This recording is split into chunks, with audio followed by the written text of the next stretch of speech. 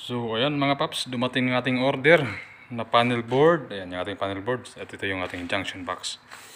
So, ito mga paps, itong bagong modelo ng Alpanar ngayon. Ito yung ginagamit namin dito sa bansang KSA. Ang kaganda nito ngayon mga paps, sa latest na labas ng Alpanar. Ayan, ito yung kanyang cover. Ito yung kanyang lock. Ayan, press mo lang ito. Dalawa yan. Sa baba at saka sa taas. Okay? So, ayan mga paps, pag na-press mo itong kanyang lock, yan, bubukas na siya. Okay? So, ang speed nito mga paps, 150 ampere by 42 switch.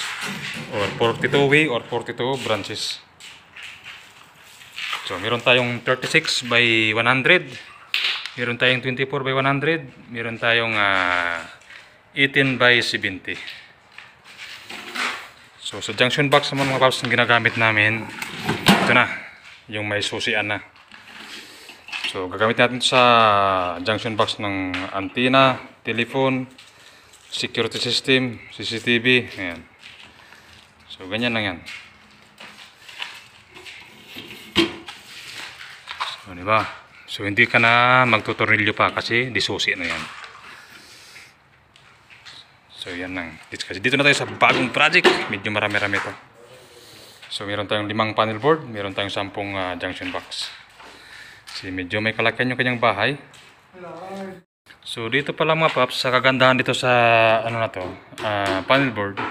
Once na-install natin ito na medyo malalim, meron siyang adjustment. Ito. Luluwagan mo yung tornilyo to para siya aangat.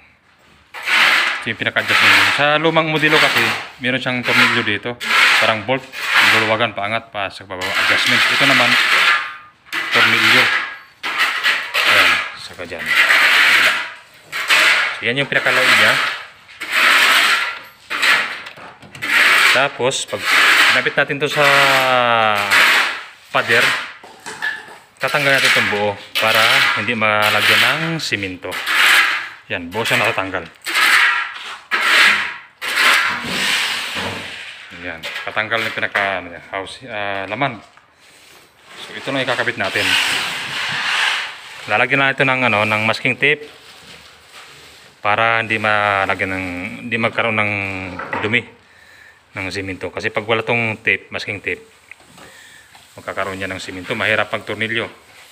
Saka meron palang naka-built-in na label. Kaya hindi ka na mahirapan mag-label yan. Ganyan.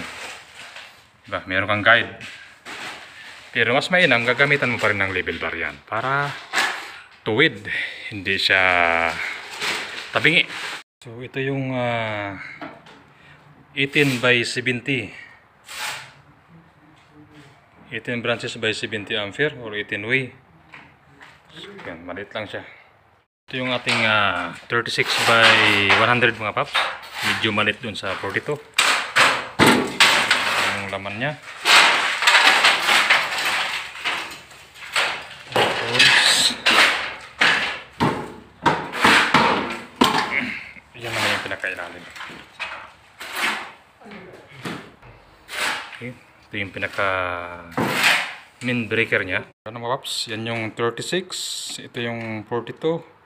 Ito yung 24. Ito naman ay yung 18. So, pag nakabit natin yan sa wall, ito yung kanyang mga cover mga paps. Yan, takip. Para di rin malagyan ng simento yung ilalim pag nagpalitada. So, yan mga paps, nakikabit na natin ng mga panel board natin na 4 na piraso. So, ayan, ganyan lang kasimple mga paps. Ayan, nakaabang na yung kanyang mga tubo.